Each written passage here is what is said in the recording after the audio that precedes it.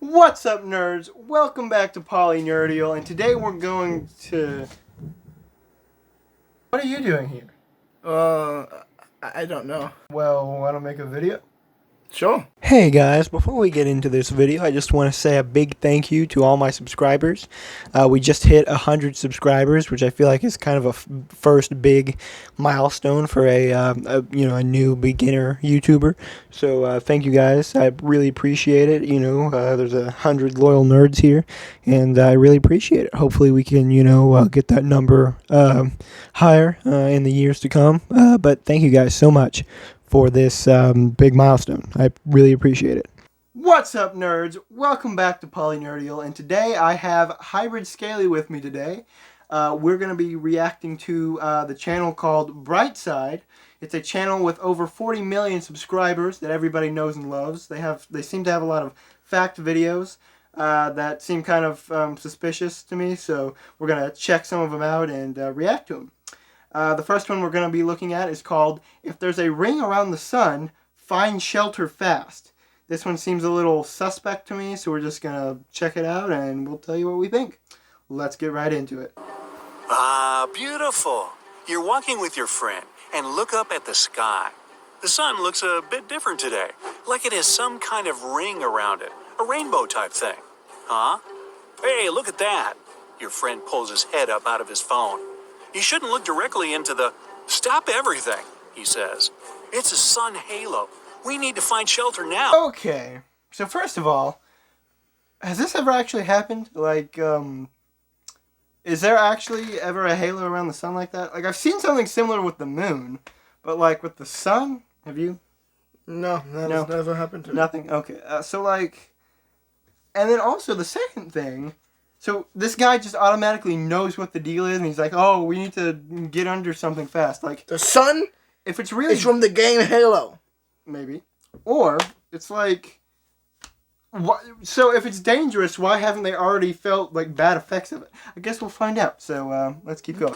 A sun's halo is nature's sign that there's a snow or rainstorm on its way.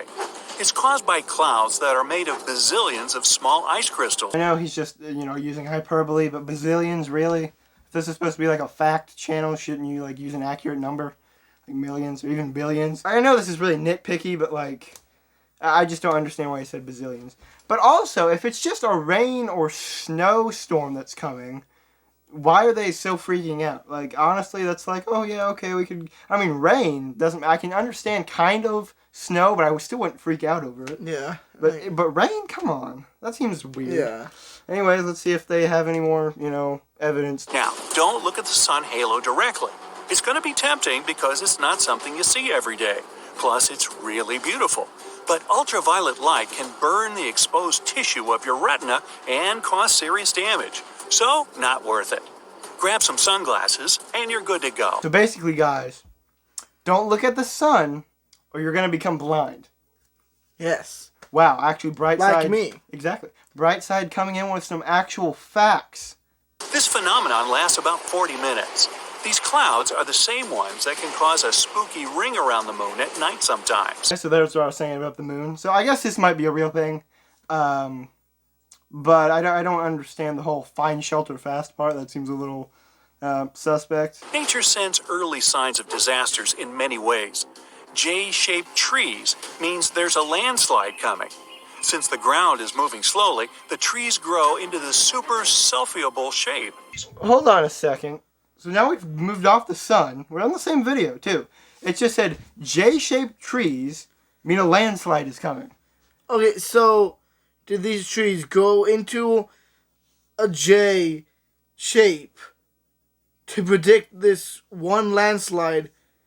Over the course of their entire lives? Because we all know that didn't just happen in, like, one afternoon. Exactly. Trees take forever to grow, especially as the size we're showing in this video. So I'm pretty sure that's false. On a nice walk on the beach. Sand, sun, not a cloud in the sky. Then, out of nowhere, you see the ocean going back away from the shore. Suddenly, you can even see bits of coral, small fish, and other random small sea animals. That's a good sign to leave. There might be a tsunami on the way. A tsunami is formed when there's an earthquake underwater. and it can hit the coast at 500 miles per hour. It's mostly a Pacific Ocean thing, but why risk it? Okay, so low tide doesn't always mean a tsunami. Low tide just happens daily. I think twice a day, actually. Just as a natural occurrence. And there's not tsunamis every day. So low tide and tsunamis I don't think are correlated. Yeah. If there's a channel of choppy water on the beach, stay away. There might be a rip current under the surface that can be extremely dangerous. Sometimes waves hit the shore in a weird way, which forms these rip currents. You might see a strange gap in the waves, or you might notice random bits of seaweed going in all different directions. Now this, what he's talking about, the rip current, I think that actually is a real thing. I've never seen one in real life, but apparently they're dangerous, so I'm not really going to say anything against that. This next video we're going to watch is called That's Why Bees Can Only Sting Once. It's another Brightside video, and we're going to get right into it. Doink!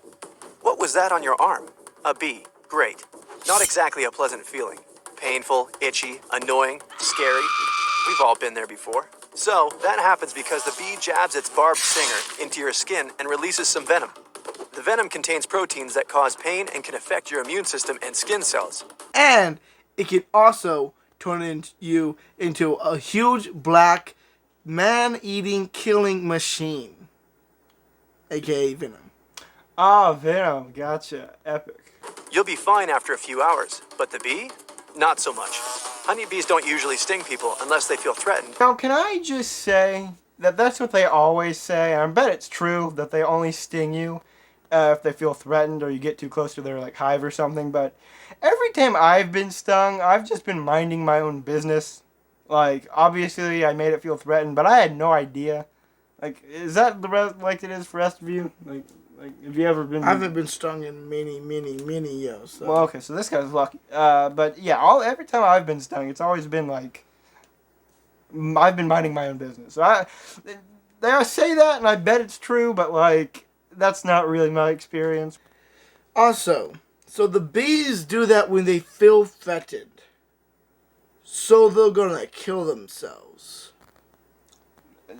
I know, right? It seems kind of convoluted. So, I can understand defending the hive or defending something for the greater good of the colony, but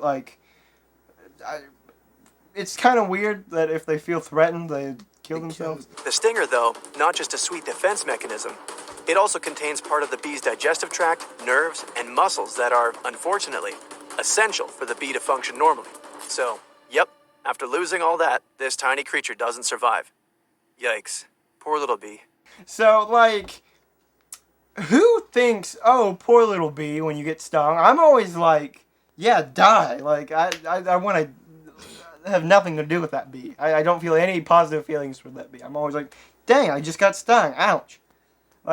Yeah. I don't think poor little bee is the right emotion to, communicate after being stung, but I guess, to each his own. Most bees in the hive are called worker bees, and the big cheese is called the queen.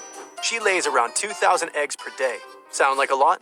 Well, the average hive contains 50,000 bees. Fun fact, honeybees, I believe the bees they're talking about here, and honestly most bees, are very similar in nest and colony structure to ants. So the ant videos I've been posting, of my Tetramorium pavement ant colony, they have a queen, they both have a queen, they both have workers, which are all females, surprisingly. And the workers defend the colony, get food, bring it back to the nest, protect the queen, and it's very similar. And I think they're in the same family of animals too. So yeah, that's just a fun fact there. I guess going through a painful and itchy experience doesn't actually sound that bad when you only have one bee on your arm. Imagine if you had the whole hive. Well, I mean, if you had the whole hive on your arm, you're probably going to die. That's the whole point about, killer bees, is the reason they're killer bees is because, I mean, they're just like every other honeybee, but the problem is they swarm and they all come at you at once. So you can't, get away from it, and there's so many stings, your body just can't take it. Unless you jump and waddle. But I've heard that they can even, they'll wait there for you to resurface. Yeah. So, But that's why you jump in the waddle. But then you find out It's a lake with a cave. You go into the cave. It has an eel pocket. So you stay down there for about 18 hours, and then you come resurface. If they're still there, go back down for another 5 days. Then you come back out. It should be safe. Yes, this is, our professional safety opinion from Hybrid Scaly about how to deal with killer bees. Thank you. It may seem like bees just aimlessly fly around or use their vision to decide where they go. But these cool insects are pretty organized and rely on a super complex transport system. Imagine planning a cross-country road trip, only this time, there are no roads. I can't even make it to the gym without my GPS, or if I stop at a burger joint on the way there. So, this kind of besides the point about bees. He said, I can't even make it to my gym without a GPS. I feel like this guy's kind of stupid. I mean, no offense, but, like, who can't get to a place they go to, like, several times a week without their GPS? Like, I feel like after so many times, you kind of memorize the way.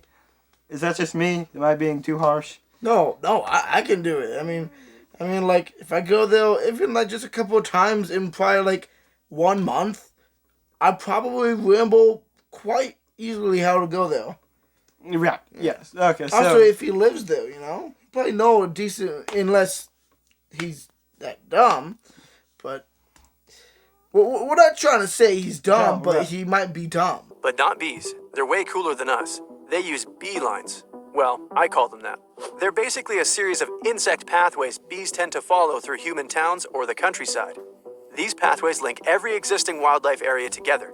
It's like a bee railway system. Okay, this is actually very similar to ants. Ants use pheromone trails, which they leave. It's like a smell scent trail that they leave off, and each pheromone refers to a different thing. Either danger, oh, there's a predator, watch out, I need more help, I need backup, and that'll cause more ants to follow that trail and come and help that one ant fight whatever, it's talking about. A food trail, for example. I mean, they could find food and be like, hey, come on, guys, let's come get this food. So I think that's very similar to how these bees are working. Okay, guys, well, I really hope you enjoyed this video. If you did, a like and a subscription would be greatly appreciated. Tell me in the comments below if you'd like me to react to anything specific. Go check out Hybrid Scaly's channel. He has awesome videos over there. We just filmed a video with him over on his channel. It's pretty epic. We react to some pretty cool things. Yeah. His channel's link will be in the description and the pinned comment. Anyways, guys, I hope you enjoyed this video. We'll see you next time. Goodbye.